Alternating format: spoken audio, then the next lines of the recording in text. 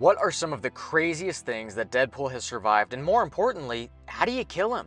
Deadpool's healing factor is one of the strongest regenerative powers in the Marvel Universe, on par with Wolverine and responsible for allowing Wade to survive some pretty incredible feats. Over the years, he has been subjected to trauma that should have annihilated a normal person, yet Wade continues to persist. So today, much like in our Wolverine video, we'll be talking about some of the craziest things that Wade has ever survived, and then we'll get into how to actually kill him. If you haven't seen our Wolverine video covering the same thing, we highly recommend that you check that one out as well. So without further ado, stick with us today, fellow superheroes in training, and let's dive into it.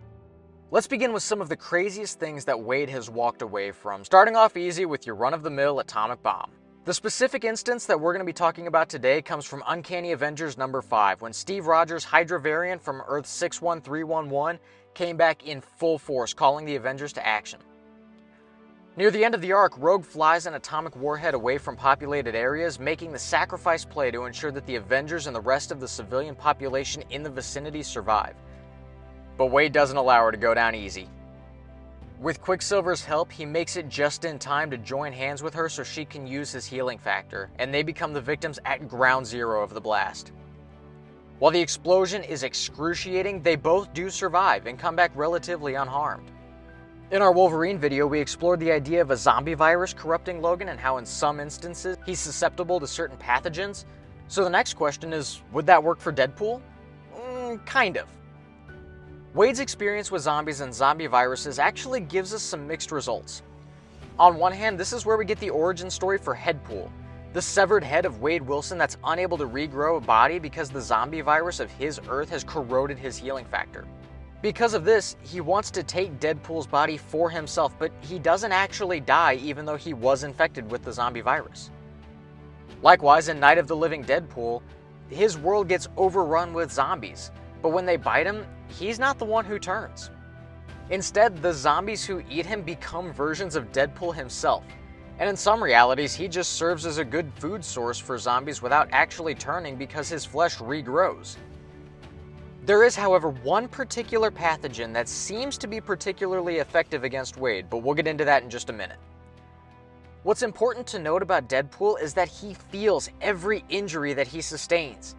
And even though he has an incredible healing factor, he doesn't have anything to actually dampen the pain of his experiences. So he has to go through the agony of dying over and over again without actually dying.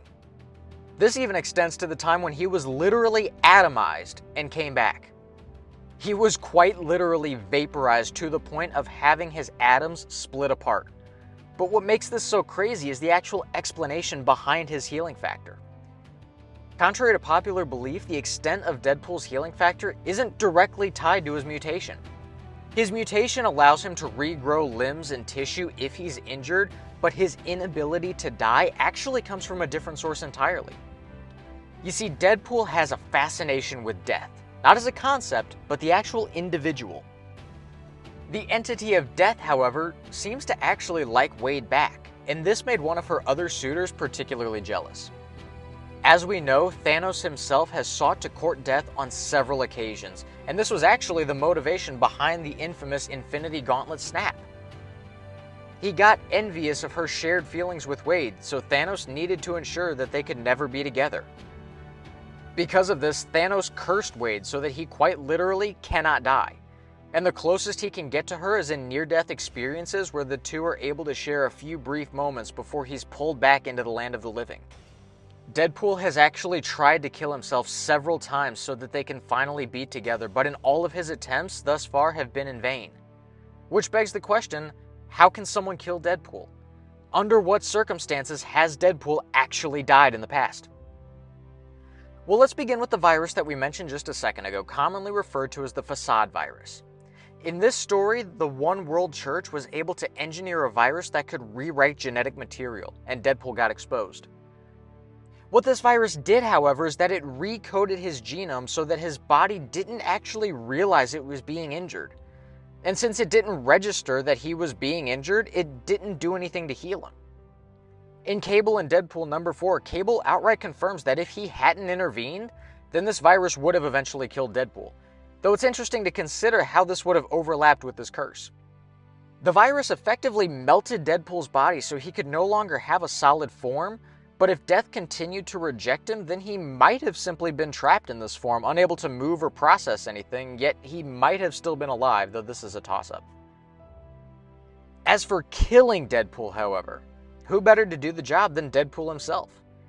In the aptly titled Deadpool Kills Deadpool, the Deadpool from Earth 12101 returns with a vengeance against our Wade, but unfortunately for him, our Wade is prepared. His multiversal variants have gifted him with a cockroach grenade, which can expel multiversal super cockroaches which consumed his multiversal adversary, doing away with this Deadpool Wolverine chimera and showing that Deadpool can in fact be killed. But what about doing this without any sort of multiversal help? Now how can Deadpool, within the confines of Earth 616, be killed by someone from the same reality? Well, luckily for us, there is evidence of this happening as well. In Frank Terry and George Jonte's Deadpool number 60, Weapon X is revealed to have a kill switch capable of taking him down.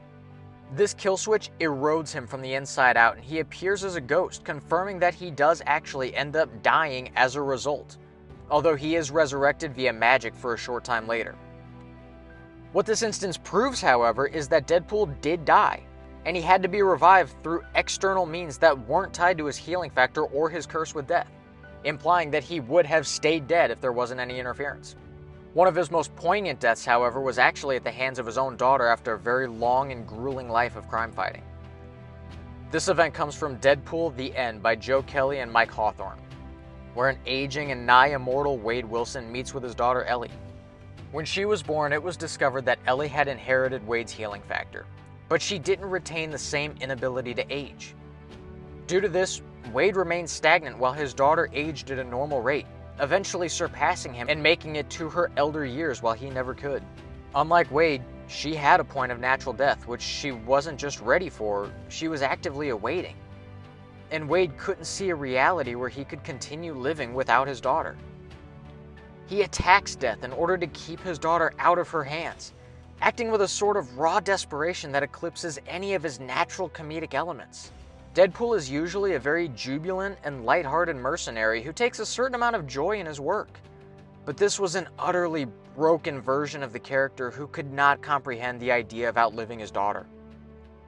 Ellie, now seeing that her father was ready to die, created a device known as the neutrino bomb, which could destroy him at a cellular level. Not only would it eradicate him atomically, which we know he's survived before, but it would cast his remains into several black holes around the galaxy and subsequently collapse them around him. This is the surest and most effective device ever used to help Wade meet his end, and the two went out together at the end of Wade's very long, very demanding life. As far as a proper ending for the Merc with a Mouth goes, this is about as fitting as it gets, going out on his own terms with his daughter by his side, finally ready to give himself over to the void. But anyway, my friends, what do you think of Deadpool's near unbeatable healing factor? What other ways do you think there are to kill Deadpool that we missed, and what is more fitting than the neutrino bomb?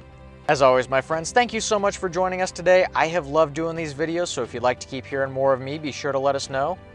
I hope you have a great one, and I'll see you in the next one.